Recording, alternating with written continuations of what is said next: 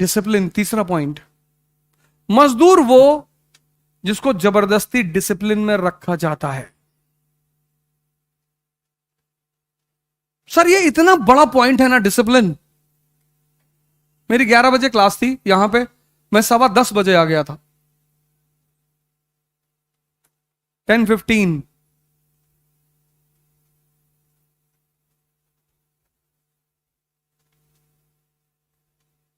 और ये सब मैंने सुधार किया अपने अंदर। ऐसा नहीं कि बचपन से था, ये चीजें मैंने इंप्रूव की, ये भी मैंने भी सीखा।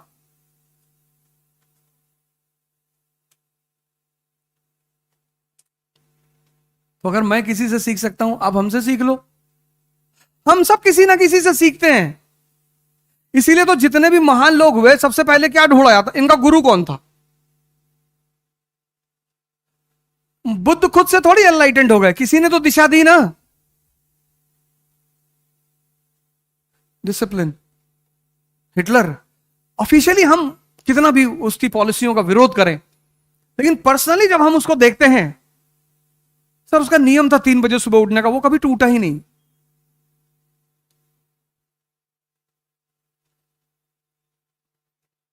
टूटा ही नहीं। शराब नहीं पीता था। जर्मनी वाला आदमी, जहां टेम्परेचर -20 है, शराब यूरोप की कल्चर का हिस्सा है। इसलिए इस्लाम बड़ी जबरदस्त पकड़ पश्चिम यूरोप में नहीं बना पाया, क्योंकि वहां का व्यक्ति बिना शराब के जी ही नहीं सकता। सऊदी अरेबिया में इस्लाम पैदा हुआ ना, वहां जो आदमी शराब पिएगा, वहां का आदमी ओल्ड मॉन्क पिएगा, वो डेड मॉन्क हो जाएगा। 50 डिग्री सेल्सियस टेम्परेचर है, लेकिन यूएस, अरे रशिया,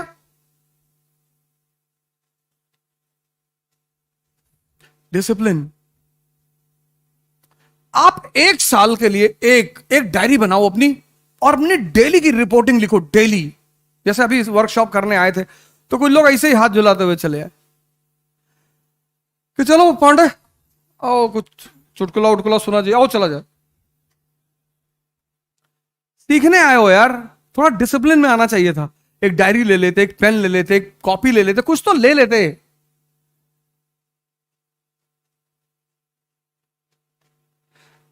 राहत इंदौरी को सुनने आए हो?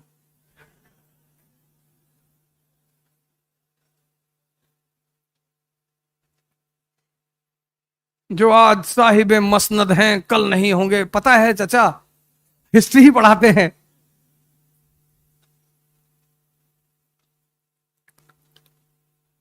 लेकिन अच्छे शायर हैं।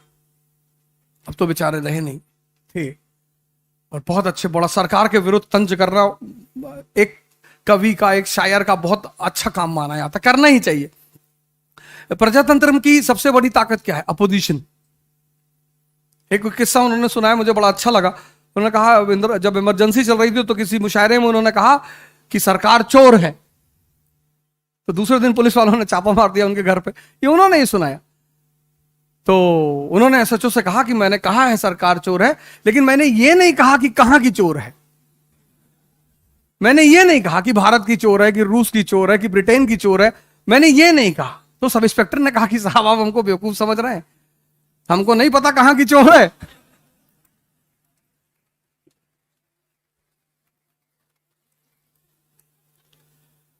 तो ये वाकया उनका बड़ा अच्छा लगा मुझे, और मैं कभी फुर्सत में रहता हूं तो मैं उनको सुनता हूं। विद्वानों के वो, मतलब विद्वान जो लोग हैं ना, विद्वानों से कभी बैर मत करिएगा, कभी भी, कभी भी। पाकिस्तान के एक से एक उलेमा है, मैं उनको सुनता हूं, अच्छा लगता है मुझे। मैं बड़ी सारी बातें उनसे सीखता हूं। विद्वानों से किस बात का? आखिर वोल्टायर को पढ़ रहे हो ना, रूसो, मोंटेस्क्यू, वोल्टायर पढ़ते हो ना, तो विद्वानों की कौन सा दायरा। अभी कराची में एक इंस्टीट्यूट है, universal civil services institute of Pakistan, वो बुला रहे हैं मुझे कि आप हमारे यहां आइए, वर्ल्ड हिस्ट्री पढ़ा दीजिए। उनके यहां इंडियन हिस्ट्री तो है नहीं, इंडियन पढ़ाएंगे तो फिर वो देश बचेगा नहीं, फिर वो कहेंगे हमको वापस ले चलो अपने कंट्री में। तो वर्ल्ड हिस्ट्री उनका सिलेबस है, यूरोपियन हिस्ट्री। तो और मैं वर्ल्ड हिस्ट्री यहां पढ़ाता हूं, तो उन्होंने हमसे कहा कि आप हमारे यहां आके पढ़ा दीजिए। मैंने कहा सौभाग्य है हमारा। थोड़ा सा हालात ठीक हो जाए तो मैं जाऊंगा। टूटा, वो दुर्घटना थी, कोई मिलाएगा भी तो। अगर वेस्ट ईस्ट जर्मनी हो सकता है तो क्यों नहीं हो सकता? हम राजू सर, नलिन सर जाग पढ़ाएंगे, देखो भैया, और एक बार हम पहुंच गए फिर तो बात ही खत्म हो जाएगी।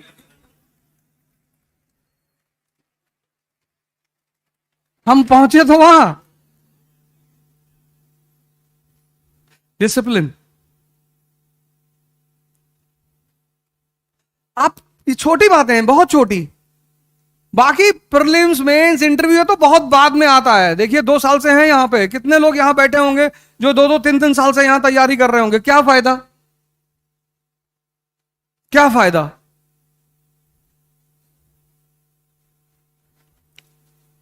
एक डायरी बनाइए और अपना पूरा चार्ट बनाइए, डेली का रिपोर्ट कार्ड।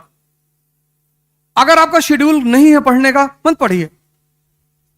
कुछ भी करिए, उसकी शेड्यूलिंग करिए कि आज 1 2 3 4 ये काम मुझे करना है, और कोशिश करिए कि वो शेड्यूल किसी भी कीमत पे ना टूटे। आप क्लास आ रहे हैं, आपको कोई बचपन का दोस्त आ गया कि यार मूवी देखने चलना है, अब हमारी बात नहीं मानोगे? अच्छा थोड़ा सा लीवर का हिस्सा दे दो, मान ले।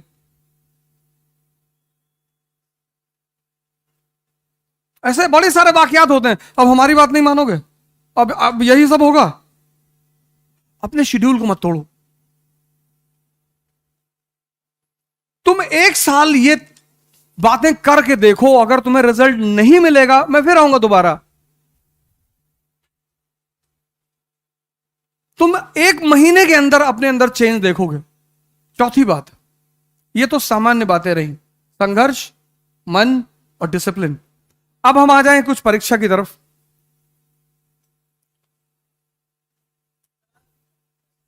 हाँ हाँ बिल्कुल।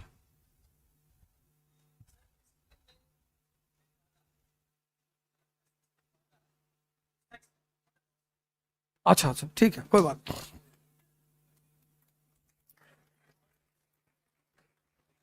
ये तुम्हारी बात है, नहीं है। इस इस चक्कर में विश्वामित्र का प्री नहीं निकला।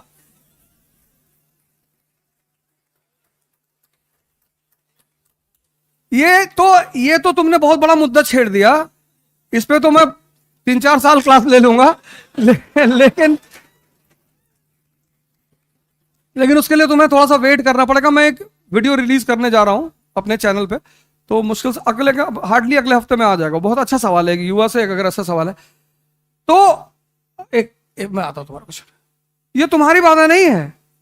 विश्वामित्र भी आईएएस बन रहे हैं, तैयारी चल रही। फिर इंद्र का सिंहासन डोला। फिर इंद्र को लगा यार अब क्या होगा, तो इंद्र ने मेनका को बुलाया। मेनका ने उन्होंने कहा कि बहुत सीरियसली पढ़ रहा है, 15 घंटा डेली पढ़ रहा है ये। अरे बोली कोई बात नहीं, अभी उठा दूंगी इसको जाकर।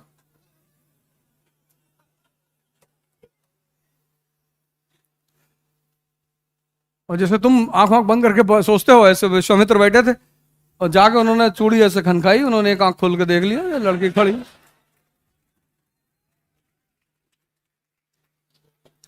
तो विश्वामित्र ने सोचा हमें क्या टेंशन है, हम तो हिंदू हैं, पुनर्जन्म में भरोसा करते हैं, इस अटेम्प्ट में नहीं तो अगले जन्म में। लड़की तो मिल गई।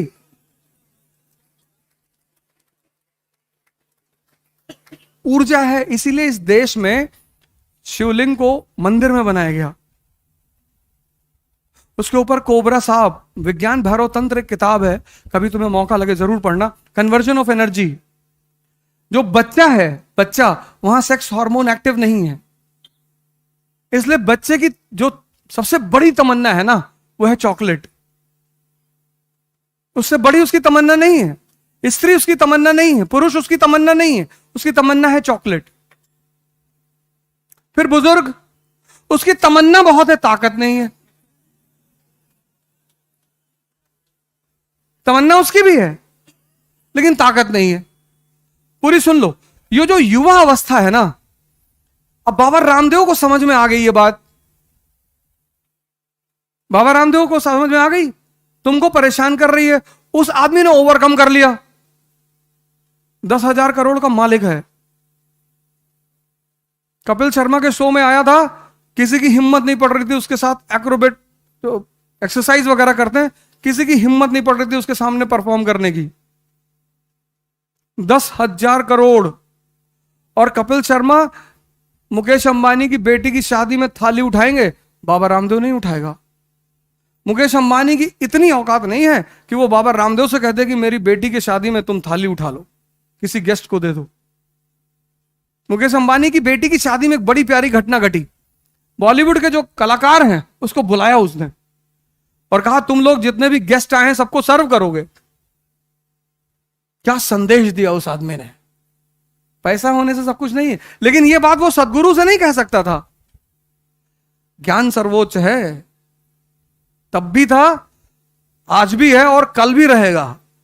वो बाबा रामदेव से मुकेश अंबानी नहीं कह सकते कि आप हमारे यहां गेस्टों का आदर करेंगे और उनको माला पहनाएंगे, उनको खाना सर्व करेंगे। नहीं नहीं नहीं, क्योंकि शक्ति ही तो है। और अगर वो शक्ति, और वो शक्ति एक समय आएगा, इसलिए मैंने बड़े सारे वीडियोस डाले यूट्यूब पे कि कन्वर्जन, धर्म का जो सबसे बड़ा सिद्धांत है वो है कन्वर्जन, लेकिन एक है सूडो कन्वर्जन। खत्म, श्यामलाल बन गया शमशुद्दीन, नाम चेंज करने से थोड़ी कुछ होता है। श्यामलाल बन गया सैमुअल, लेकिन ये सूडो कन्वर्जन है। जो ओरिजिनल कन्वर्जन, अल्लामा इकबाल कहते हैं ना, कुछ बात है कि हस्ती मिटती नहीं हमारी। कौन सी बात? यही बात कि सिद्धार्थ इंद्रियों पे जी रहा है, और जो व्यक्ति इंद्रियों पे जी रहा है उसको जो इंद्रियों की विशेषताएं हैं वो प्रभावित करेंगी। अगर तुम्हें सेक्स प्रभावित कर रहा है तो तुम एक नॉर्मल इंसान हो। अब कुछ ज्यादा कर रहा है तो थोड़ा सा एबनॉर्मल हो, लेकिन अगर तुम्हें सेक्स प्रभावित कर रहा है तो तुम नॉर्मल इंसान हो। लेकिन इस देश ने एक समय पर आकर कह दिया कि सेक्स की कोई बात नहीं करेगा। जैसे इस देश में अगर तुम सेक्स पे बात करो तो लोग तुम्हें रोक देंगे तुरंत, भाई साहब प्लीज, गंदी बातें कर रहे, करने के लिए मरे जा रहे हो।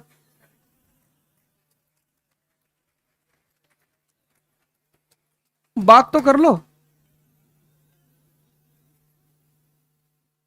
तो वो आचार्य रजनीश ने जब पहली बार वो प्रवचन दिया जिसपे वो किताब बनी संभोग से समाधि, और अब बड़ा बवाल हुआ इस देश में, भ्रष्ट आदमी है ये।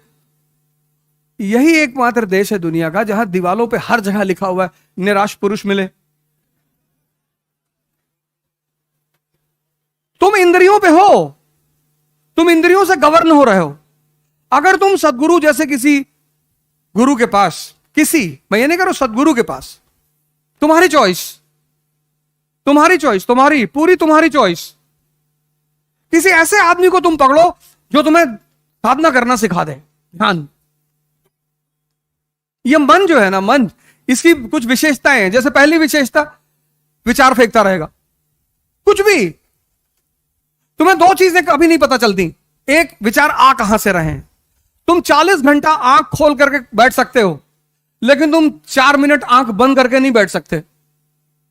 उसकी सबसे बड़ी वजह यह है कि विचार कहां से आ रहे ये नहीं पता। अगर ये पता चल जाए कहां से आ रहे तो हम उन्हें तुरंत पकड़ ले। और दूसरी, कब कौन सा विचार आएगा। मैं क्लास ले रहा था तो एक लड़का उठा और क्लास के बाहर चला गया। अक्सर जाते ही लोग, फिर आया बैठा, फिर 5-10 मिनट बाद फिर चला गया। तो हम सोचते कि थोड़ा ऑक्सीजन लेने गया होगा, खींचने उछने गया होगा, पता नहीं क्या पढ़ा रहा है, समझ में नहीं आ रहा। जब वो 5वीं बार उठ के जाने लगा तो मैंने उसको रोका। मैं कहा सर बेचैनी हो रही है। हमने क्यों? कहा सर मुझे ऐसा लग रहा है कि भूकंप आ रहा है। अबे मैंने कहा जब लग रहा है तो हमें भी बता। मतलब तुम इतने दुष्ट आदमी हो कि तुमको लग रहा भूकंप आ रहा है, तुम सोच रहे हो कि बढ़िया गिर जाएगा ईट तो हम निकल ले। और बेसमेंट की क्लास, बेसमेंट की, एक दरवाजा। हमने कैसे लग रहा है? कहा सर विचार आ रहे हैं। हमने कहा हाँ बैठो, मरोगे नहीं, बैठो। जब राम अपने पिताजी को नहीं बचा पाए, भगवान कहते भगवान सब करता है, अपने पिताजी को नहीं बचा पाए, राजा दशरथ को। कुछ नियम है वो शाश्वत है, इटर्नल। तुम्हें इसके लिए साधना करनी पड़ेगी। तुम सबको, यहां जितने युवा बैठे हैं, यही तो भगत सिंह की यूएसपी है। हम में और उस व्यक्ति में क्या फर्क है? ये देश आजाद उन्हीं जैसे लोगों की वजह से हुआ, और आज परेशान है क्योंकि यहां के जो भगत सिंह है उनको सेक्स परेशान कर रहा है। तुम ही तो हो भगत सिंह, जिसकी मां ने तुमसे पूछा कि बेटा शादी कर लो, तुमने कहा हम नहीं करेंगे, हमारी मां गुलाम है, हम शादी। तुम ही ने तो कहा था, तुम ही तो युवा थे, और कौन था? तुम ही तो थे। फिर तुम ही थे जिसका 4 kg वेट बढ़ गया था मरने से पहले। तुम ही थे जिसने कहा था कि 15 पेज बचा है उसको पढ़ लेने दो, और आज तुम कह रहे हो कि सेक्स परेशान कर रहा है। इसलिए ये देश परेशान हो रहा है क्योंकि यहां का युवा वो भटक गया, उसको रास्ता नहीं मिल पा रहा है। उस क्यों भटका? उसने जीवनियां पढ़नी छोड़ दी, उसने ऑटोबायोग्राफियां पढ़नी छोड़ दी। एक मेरे मित्र हैं, उनके भाई भतीजे राजेंद्र नगर में रहते थे, अब तो वापस घर चले गए। तो उन्होंने मुझसे कहा कि अवध यार जरा उसको पैसा दे दो कुछ। हम पैसा लगा नहीं पाए, कुछ दे दो। तो हम उनके कमरे पे गए पैसा देने के लिए, तो वो कुछ हल्दी और शहद वहद लगाया हुआ था चेहरे पे। तो हमने पूछा कि ये क्या है? कहा भैया चाचा वो हल्दी लगाए हैं, शहद लगाए हैं ना। क्यों? कहा कि इससे चमक आती है। तो उन्हें तुरंत फोन निकाल के अपने वो मित्र को फोन किया, हमने कहा इसको ले जाओ, ये अगर 60 जन्म आईएएस देगा तो भी नहीं होगा इसका। ऐसे क्या कह रहे हो यार? मैंने इसका बेसिक कॉन्सेप्ट नहीं क्लियर है। ये चमक आ रही है पावर की वजह से, यहां क्यों नहीं आ रही, वहां क्यों नहीं आ रही है? जब इतना बेसिक सिद्धांत तुम्हारा क्लियर नहीं है तो तुम आईएएस बनोगे? जहां इकोनॉमी, पॉलिटी, सोसाइटी सबको मिलाकर सोचना पड़ता है। इंटरडिसिप्लिनरी प्रिपरेशन है ये। इस प्रिपरेशन की सबसे खास बात यह है इंटरडिसिप्लिनरी। तुम्हें इकोनॉमी समझ में नहीं आई, तुम्हें पॉलिटिक्स कभी नहीं आएगी, आएगी ही नहीं। यही तो एक खतरा है। हम क्यों बार बार तुमसे कहते हैं एनसीईआरटी पढ़ने का? तुम्हारा बेस मजबूत हो जाएगा। तब तुम बेस मजबूत होने के बाद जब सारे सब्जेक्ट को कनेक्ट करके पढ़ोगे। अफगानिस्तान में स्त्रियों की दशा बुरी क्यों है? क्योंकि वो इकोनॉमिक तौर पर इंडिपेंडेंट नहीं है। पराधीन सपनों सुख नहीं, इस्लाम रीजन नहीं है। इस प्रिपरेशन की सबसे अहम पहलू क्या है? इंटरडिसिप्लिनरी। यहां तुम सेग्रीगेट करके नहीं पढ़ सकते।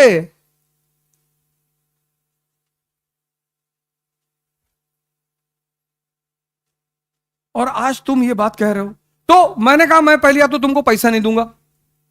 मैंने अपने मित्र से कहा मैं इनको पैसा नहीं दूंगा और ये आईएएस कभी नहीं बनेगा। शंकर जी कौन सा फेस पैक लगाए हुए? ताकत है, ताकत। स्त्री लक्ष्मी की तरह है, वो विष्णु का ही वर्ण करेगी। तुम कहानियां पढ़ के कुछ सीखे ही नहीं। तुम उसके सामने अच्छा बनने की कोशिश करते हो कि मैं सिगरेट नहीं पीता। पियो, कौन मना किया तुमको? जहर भी पीना चाहिए।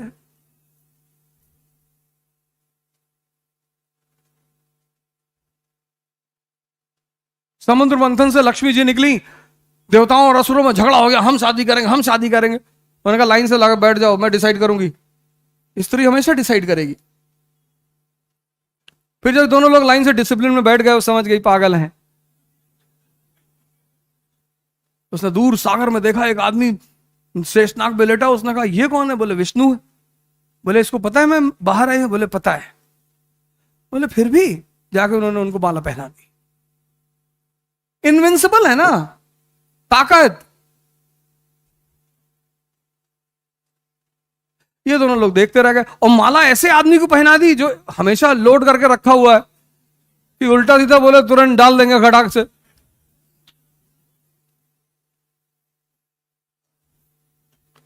तो तुम सेक्स से इसलिए परेशान हो क्योंकि तुम्हारा मन बहुत कमजोर है। तुम्हारे पास कोई इतना बड़ा गोल नहीं है जो इस छोटी सी चीज को ओवरशैडो कर जाए। तुम्हारे पास कोई नशा नहीं है। ये जो तुम शराब को नशा मानते हो, ये सबसे घटिया नशा है। पीते हो तो अच्छी बात है, कोई बात नहीं, लेकिन बाप के पैसे का कभी मत पीना। बड़े मेहनत का पैसा होगा। आप में से बहुत सारे लोगों के पिता एक सामान्य सैलरी पाते होंगे और वो आपको पैसा देते होंगे। अपने पिता के पैसे को कभी इधर उधर मत करना।